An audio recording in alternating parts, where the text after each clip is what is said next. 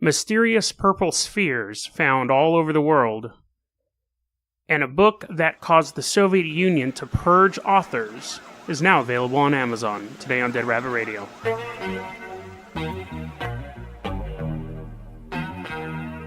Welcome back to Dead Rabbit Radio. I'm your host, Jason Carpenter. I'm having a great day. Hope you're having a great day.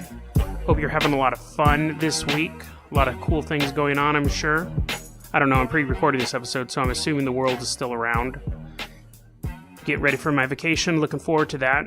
I'm going to have a lot of fun. Going to have some rest. I'll still be doing research. We'll still be recording stuff. We'll see what the recording schedule goes. I can't really say for now, but we may end up taking a week off the show, just to give you a heads up. I don't want to, but you know, I gotta recharge. We're also going to be going into season 2 soon. It's pretty much going to be the same. I might fiddle with the intro a bit, but we'll see where that goes. So there's this game I like to play. It's kind of a mind game with myself. Something I do when I'm bored and I'm out in public. I made up this game called Amnesia, and it's pretty stupid, but I have fun doing it. Or what I'll do is I'll walk around, I'll basically establish a time period of when I got amnesia. So generally it's around like 2000, 2001, something around there. I'll have amnesia, and then I'll walk through the movie department and I'll be like, whoa, wait, what? What's Spider-Man Homecoming? What's this? Are you telling me there's a live-action Spider-Man movie now? And then I'll think someone will say, dude, there's like 5 Spider-Man movies right now. What? No way! 5 Spider-Man movies? What's this? Transformers, The Age of Extinction? What? Is this real? Yeah, dude, that's like Transformers 4. What? I know, it's a stupid game. It's a stupid game, but for whatever reason I like playing it. I like walking around the movie section and not knowing those movies existed. There's something about watching a movie for the first time that you only get like a single time, obviously. Like, you can say the first time you saw... There's movies that you watch and you're like, how did I not watch this movie decades ago? And it's harder to appreciate with new movies. When you go see Infinity War, you're like, whoa, I saw that opening night, that was great. But like, I saw Alien for the first time maybe 5 years ago, and I was just completely blown away. I saw Return of the Dead, which is one of my favorite movies. I think it's probably one of the best zombie movies. It's tied with the Dawn of the Dead remake. But Return of the Living Dead, I saw for the first time maybe in like 2005. And it's crazy how well those movies hold up. Like, I love that movie, and I have like a Oneida Medical Supply shirt. I mean, I really love that movie. I love the way it looks. I love the storyline. I knew of it as a kid, but it looked too scary to watch. And so it's not the nostalgia factor. It is this great movie that is just timeless. And the same thing with Alien. Like, it was too scary for me to watch as a kid. It came out when I was an infant, but even when I was like growing up, I was like, no, I'll watch Aliens. That looks, that's action-packed, but Alien's creepy. Alien looks too scary for me. And the thing is like, that movie also holds up so well that you can watch it for the very first time in 2012 and be like, this is an amazing movie. This is one of the best horror movies I've ever seen. The one issue I have with Alien is that when you watch it now, it may be different because all the prequels to Prometheus and all that stuff, but when you watch the first Alien now, Ripley doesn't die. So the whole last half hour with her running through the ship, you're kind of like, well, she's in 4 other movies, so I know she doesn't die. So that last act, it falls a little flat because I know she goes on to do sequels, but it's still really intense. The ending still is really good. It just doesn't have that suspense to it. She died in the original version. In the original draft, the alien eats her head and then picks up the radio and says, "I'm coming back to Earth," in her voice. And I'm really glad they cut that out. One thing I wish they hadn't cut out, one of my fears is turning into something else, like morphing into a tree or morphing into like a raccoon or something like that. It's this weird fear I have. I mean, it's completely irrational.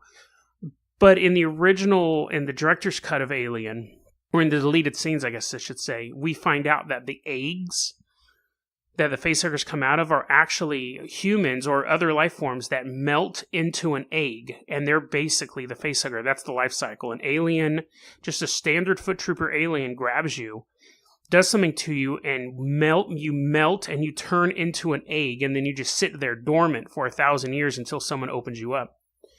That would have been 100 times more terrifying than like a queen alien laying eggs. The idea that those hundreds and hundreds of eggs we saw in the first Alien, to think that all of those were previous alien people, and they all melted into these eggs and the alien put them there, that's far more alien to me than basically in the second one the aliens became like insectoids. And they had like a queen who laid eggs and stuff like that.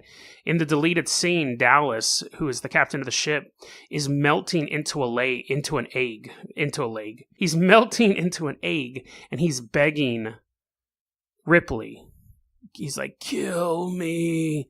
And you would just watch him like slowly melt, and you see another crew member who was taken at the very beginning. He's like almost all egg, and she flamethrowers him. That's way more terrifying. And again, way more alien. Making them insectoids is something that's relatable to on Earth. But so, Ridley Scott, you should have went with your original vision. Let's go ahead and start the show. So we're going to look at 2 stories today like we normally do. Actually, I want to make a quick note. So, a couple episodes back, I was talking about sugar babies and sugar daddies. And salt daddies. And when I was doing that, of course, I was looking up the history of the sugar babies and the sugar daddy. And the sugar mama, there used to be a sugar mama candy. These are all candy. Sugar babies are the little brown caramel things. The sugar daddy was like a caramel bar, like a caramel popsicle. The sugar daddy was originally called the Papa Suck. The Papa Suck. So good name change. Whoever said, hey, let's not call this Papa Suck, because that just sounds creepy. Let's rename it to Sugar Daddy. So good on them. I just wanted to include that piece of trivia. I kept trying to figure out a way to fit that into an episode, so I'm just cramming it in here. So we're going to talk about 2 stories today.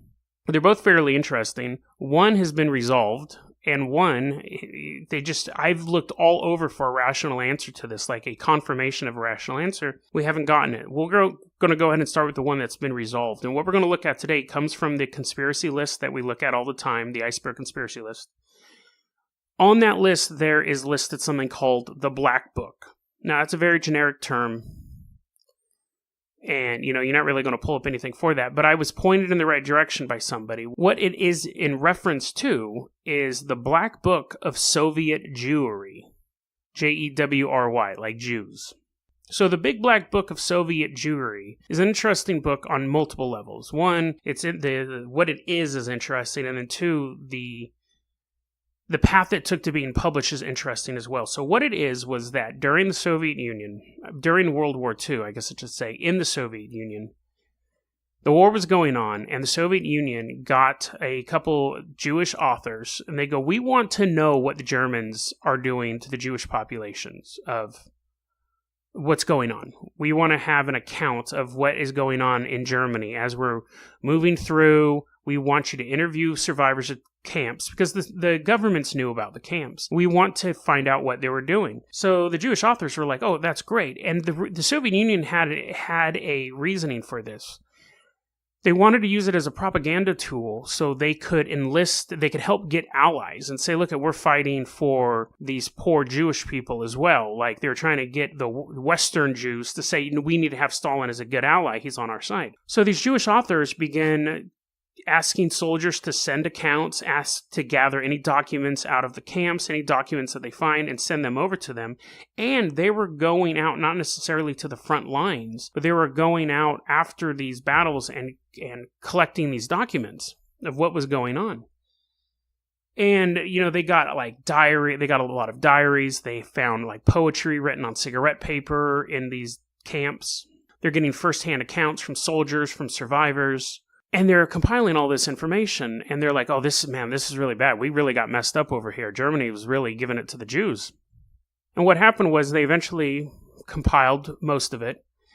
And when they came back and they gave it to the Soviet government, they looked at it and go, no, that's not really what we're looking for. And the problem was that because as the Germans moved west, or east, sorry. This is not going to be another Leningrad mistake. As the Germans were moving east, and they're taking over areas, you would have people in those areas say, oh yeah, no, we'll help you take on these Jews. We don't like them either. So you had some of the reports implicating now Soviet members of the Soviet Union. As the Soviet Union was now moving west, taking over territory, some of the accounts made those people look bad.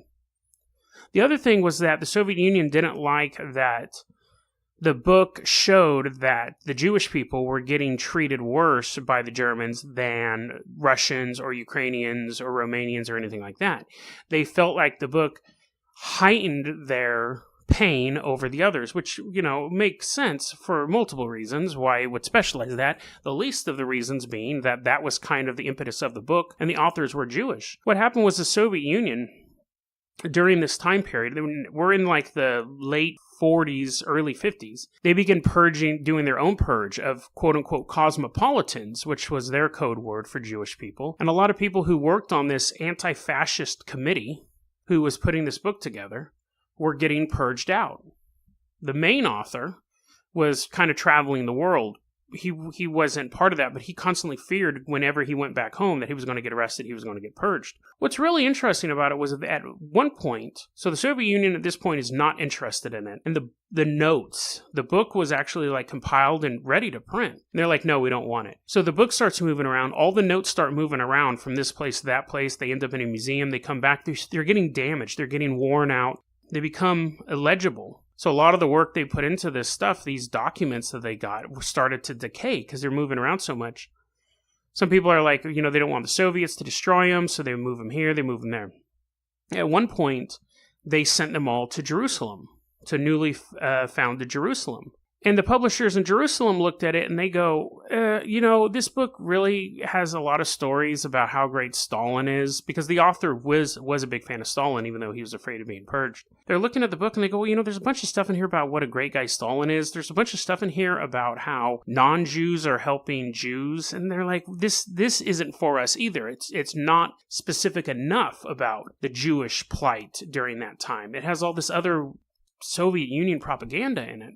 And so at this point, the author is between a rock and a hard space because he's put all this research into it.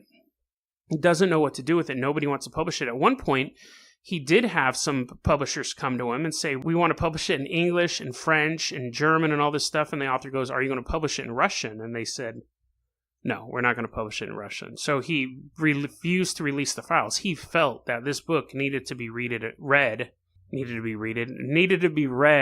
Russia. He thought it was very important to the Soviet Union. It's a collection of these stories. It's a collection of these accounts that, anyone who's looked into the Holocaust has heard before. Not necessarily verbatim, but the same style. There was one story that was just sad. I mean, they're all fairly sad, obviously. But I thought this one, and what's interesting about the book is because it's a collection of writings, some are more literate than others. Some are children's diaries, and some are written by professional authors who went out and investigated these things. So you'd have a poem next to a journalist account of a survivor. I did come across this one. I thought it was interesting. So you had a mother who had to hide her husband in the basement, in the cellar. So it wasn't like a basement, and it was so cramped he couldn't stand up. He's underneath there. And he was down there for 2 years. You had to move the stove aside, and he would pop up. His kids didn't even know he was down there because they were afraid that the kids would say something. And she kept him down there, and at one point, she got sick with typhus. The mother got sick with typhus, so she was taken to the hospital. The kids were taken to the neighbor, and at night, this guy who had been in this basement all this time, there was no food there because the people who would normally bring the food in are gone. He began eating wallpaper. That's something that happened in a lot of siege situations. The glue behind the paper has some sort of sustenance. They were doing that in Leningrad as well. They're eating the wallpaper. They're eating their shoes because shoes used to be made of leather. You can cook a stew out of the glue from the wallpaper. And he would crawl back down there during the day. And again, it was so small, he couldn't lay down. He couldn't stand up. He was just crunched over. And what happened was in September of 1943, the Red Army showed up outside the town that he was in. And the Germans put up a strong fight in this town. And at one point, armed Germans were like right outside the house, loading their guns, shooting, taking fire and stuff like that. And he's in the house and the battle's going on. And when the woman finally gets out of the hospital, well, she got out of the hospital and she took her kids, and like everyone else, they kind of fled into the forest to stay away from the battle. And when she came back to her village, she came back to her house, the house is burned down.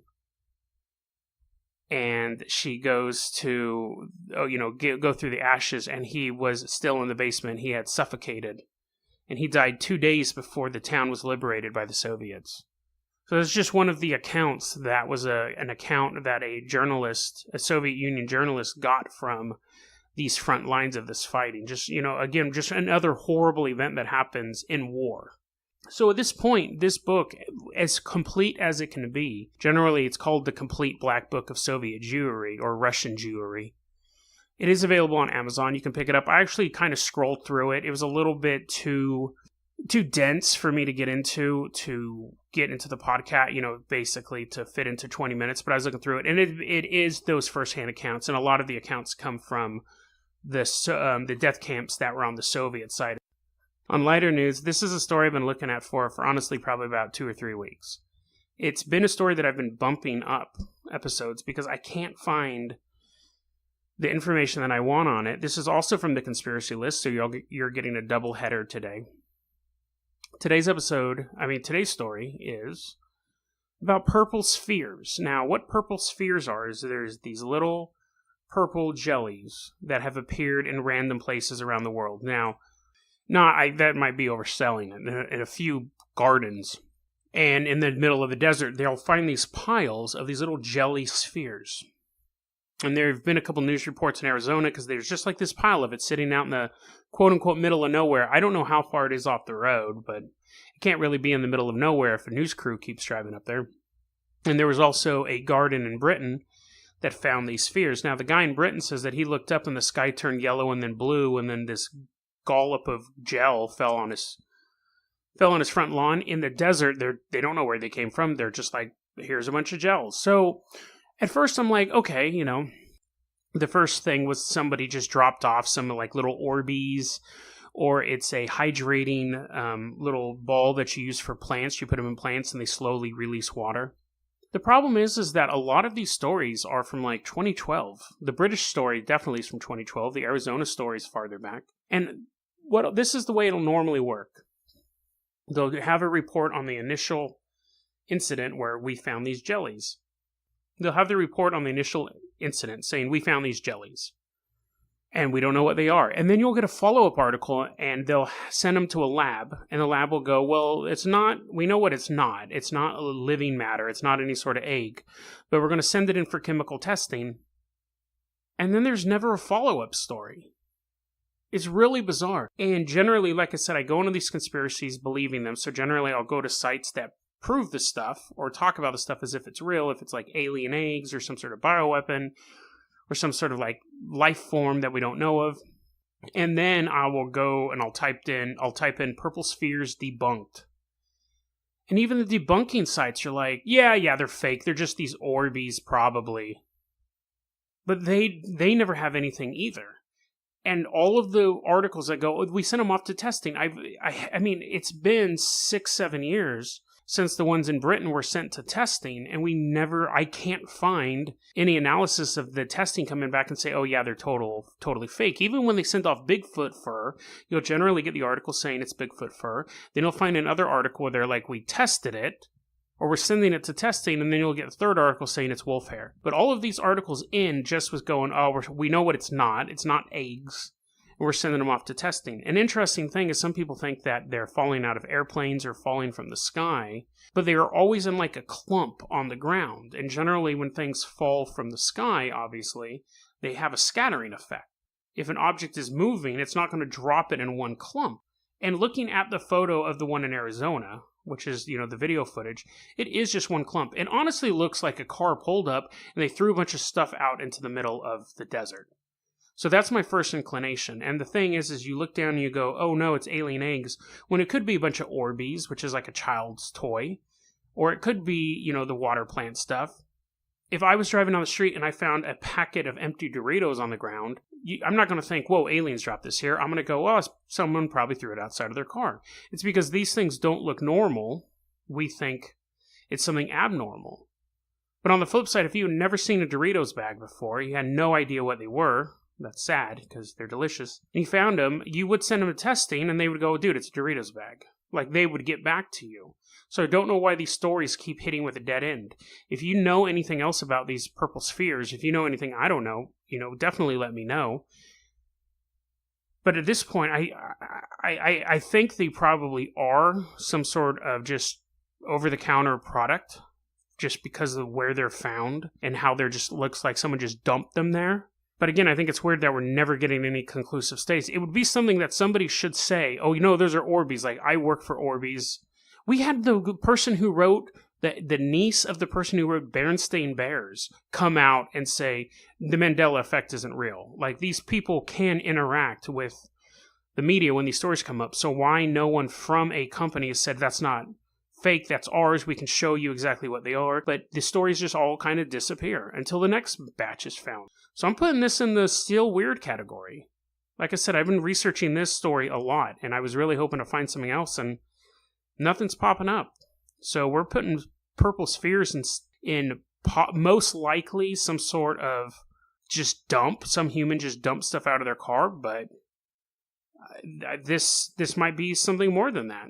Until we get more information, it's in the up in the air category. But I'll let you know if I find anything else, and if you find anything else, hit me up. deadrabbitradio@gmail.com is our email address. You can also hit us up at facebook.com/deadrabbit. Oh, I do want to say this. In the video for the Arizona report story, the reporter's so hot, dude. Not like the reporter is okay. I should say the reporter's okay looking. The reporter on the ground is attractive, but the anchor woman, oh, dude, she's super hot. I think, if anything, that was the best part about researching that story. She looked like one of those, like, no-nonsense ex-cheerleader blondes. She's really hot. Okay, anyways, facebook.com/deadrabbitradio is going to be our Facebook page. You can also hit me up on Twitter at Jason O. Carpenter. Dead Rabbit Radio is the daily paranormal conspiracy and true crime podcast. You don't have to listen to it every day, but I'm glad you listened to it today. Have a great one, guys.